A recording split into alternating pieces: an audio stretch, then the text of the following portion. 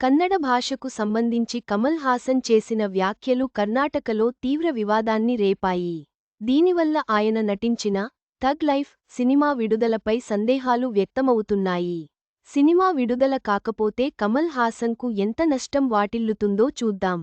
కన్నడ భాష తమిళ భాష నుండి ఉద్భవించిందని కమల్ హాసన్ చెప్పడంతో కన్నడిగుల ఆగ్రహానికి గురయ్యారు.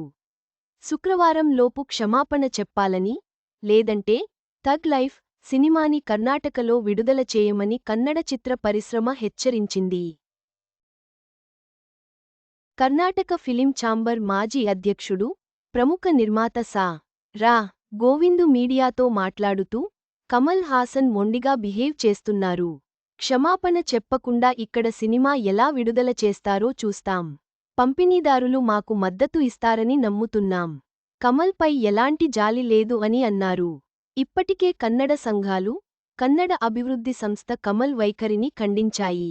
అతను క్షమాపణ చెప్పకపోతే అతని సినిమా విడుదల కాదు. తర్వాత ఎలాంటి సమస్యలు ఎదురవుతాయో చూద్దాం అని అన్నారు. కమల్ హాసన్ క్షమాపణ చెప్పే ఉద్దేశంలో లేరు. దీంతో థగ్ లైఫ్ సినిమా కర్ణాటకలో విడుదలయ్యే అవకాశాలు తక్కువ. కర్ణాటకలో సినిమా రిలీజ్ కాకపోతే కమల్కి 20 కోట్ల వరకు నష్టం రావచ్చు అని తెలుస్తోంది. ఈ చిత్ర నిర్మాతలలో కమల్ హాసన్ కూడా ఒకరు. కమల్ హాసన్ క్షమాపణ చెప్పకపోతే థగ్ లైఫ్ కర్ణాటకలో విడుదల కాకపోవచ్చు.